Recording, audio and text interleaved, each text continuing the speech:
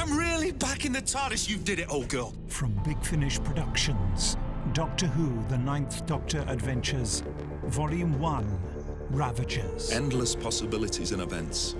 Future, past, and everything in between. I have done the thing! Temporal thing radiating from the TARDIS like nobody's business. Doctor, I honestly don't know how this could have happened. Come on, get in. Oh my God! It's all right. It's all right. Don't panic. I'm not panicking. I wasn't talking to you. Centurion! Did you just fall out of the sky or something? Sort of, yeah. So you lied to her? I meant what I said. Doctor!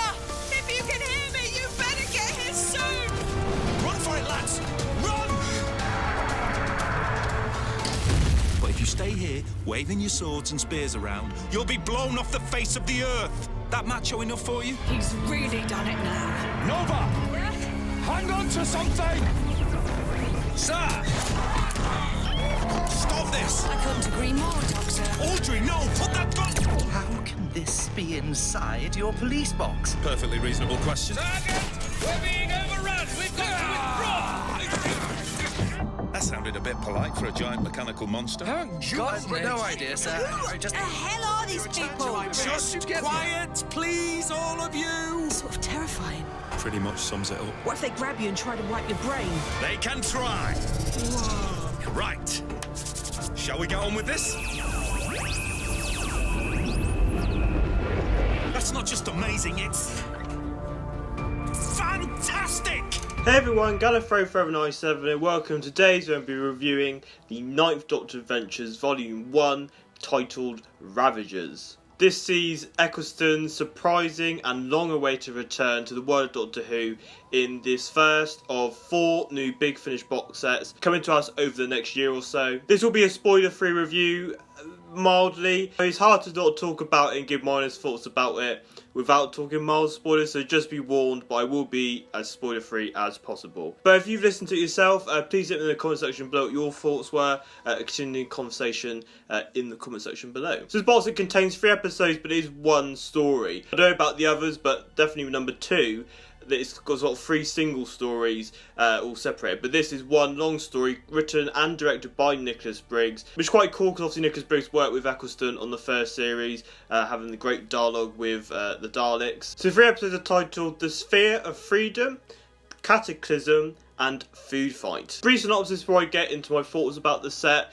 So you see the Doctor trying to stop an immersive game. This immersive game is creating time eddies, which is displacing different soldiers into different time zones. They've got War Games vibes there. So Roman soldier turns up in modern day. Another soldier goes into the Battle of Waterloo. On the Sphere of Freedom where it's all going on, the Doctor meets Nova, which is his temporary companion for this story. I'd love for her to continue on. So the Doctor finds out how and why it needs to be stopped. And there's also a mysterious woman called Audrey. Is she evil? Is she good?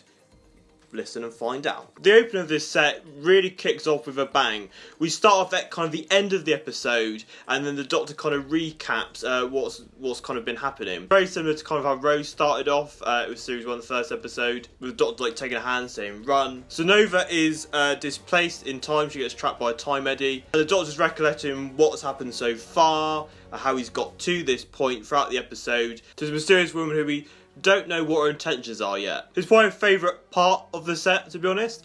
It sort of kicks off a bang, action, action, action, going from one place to the next, trying to find this mystery, recapping to where we started with the story, going up to the end.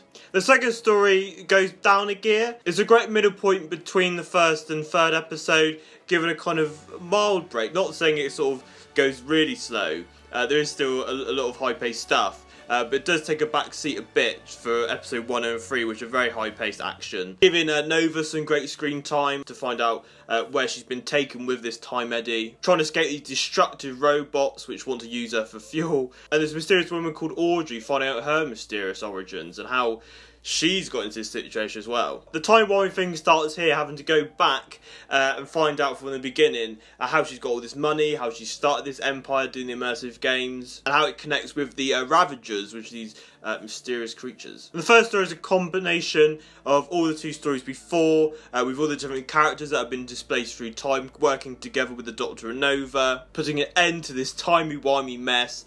This does go very, very timey-wimey. I really need to listen to this again, because when you listen to the first time, you're a bit like, okay, on that bit and then that bit. If you're not paying attention for 1 second, you're lost. But it does a nice job bringing it full circle, making this a complete standalone story. I mean, the biggest question and curiosity is, how's Chris Eccleston? I'll be honest, when I first saw the trailer, there's some great visual trailers they've released with this. The first one they released, he sounded quite off to me. I don't know what it was. It sounds really silly. Having said that, listening to this, he is amazing. It feels like he's doing his second series, which is quite ironic because obviously this is set before series 1. You still get those great qualities of the Ninth Doctor. This is written very well to his Doctor specifically. Some stories sometimes might be a bit generic, not quite specific for their Doctor. This feels specifically for the Ninth Doctor. And you get all the great mannerisms, dark stuff sometimes, all that great blend that Chris Eccleston brings to the Ninth Doctor. All the stuff we know and love him for, but it brings this fresh energy. It just feels like a new lease of life that he's put into the character. It's kind of like, right, I've got a second chance to do this now. I know he said in interviews about him wanting to get the comedy right, and it does feel like that's probably what he's focusing on more in this time round. You do get a really nice balance of him opening up a bit more, having a bit more fun, being more ecstatic about stuff. So yeah, for me really this is the main thing to cut out of it, just hearing Chris Eccleston as a Doctor with a new lease of life. As a fan, it's mind-blowing. And to know this is one of 4, wow.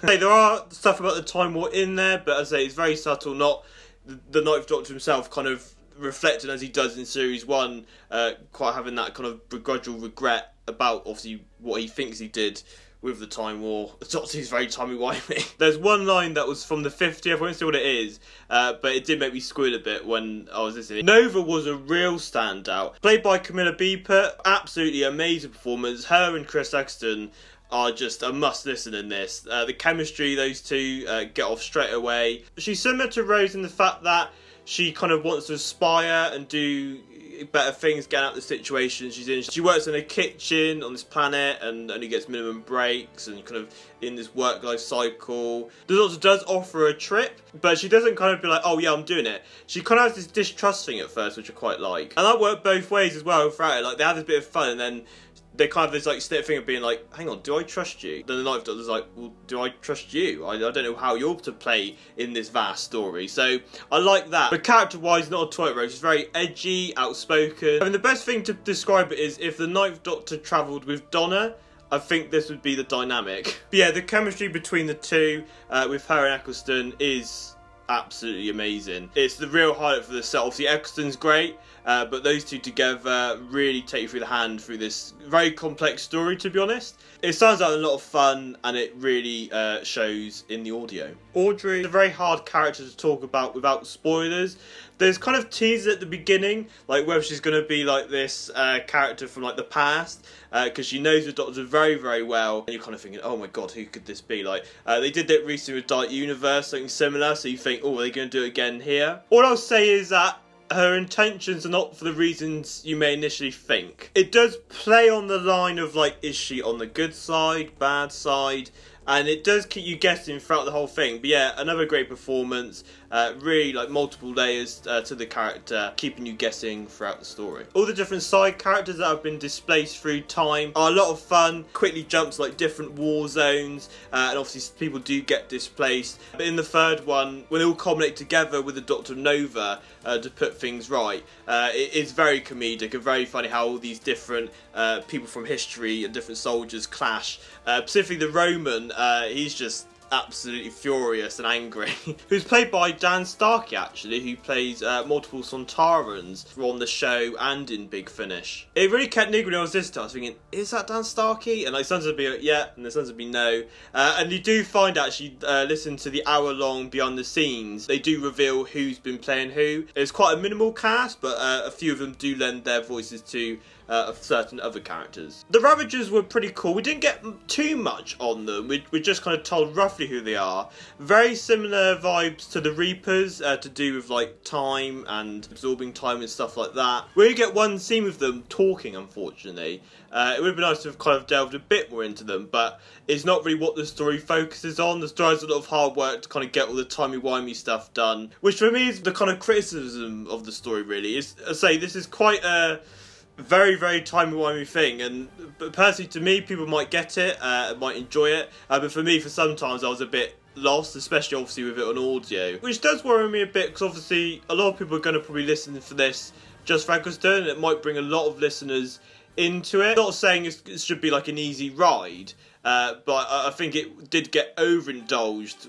with all the kind of like timey-wimey, this is what's happening here, this is what's happening there, and the ending is a very cliched like default ending. I won't spoil what it is, but it happens a lot in other stuff and it feels kind of like a bit of like a cheat. But apart from that, I did have a lot of fun with this story. It's a 3-hour epic.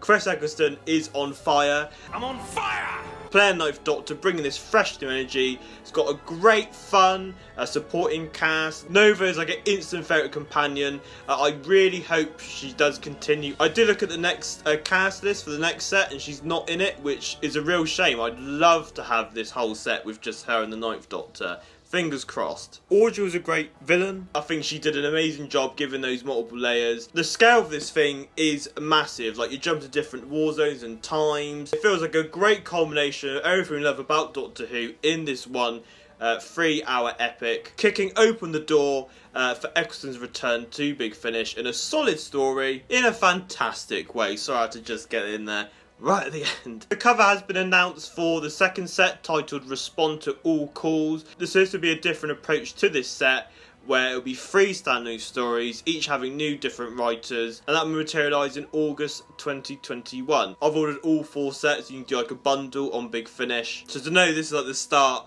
of Eccleston's general Big Finish. I don't think I'll ever get old hearing him on Big Finish at all. So there you go, hope you enjoyed my review for the Ninth Doctor Adventures on Big Finish called Ravagers. As always, you can please comment, like and subscribe. You can follow me on Twitter, Facebook, Instagram, links to all the social media stuff in the description below. Again, let me know your thoughts in the comment section below. What do you think about the timey-wimey stuff and Nova and all the different side characters? All your thoughts, let me know in the comment section below. As always, thank you very much for watching, and I'll see you next time.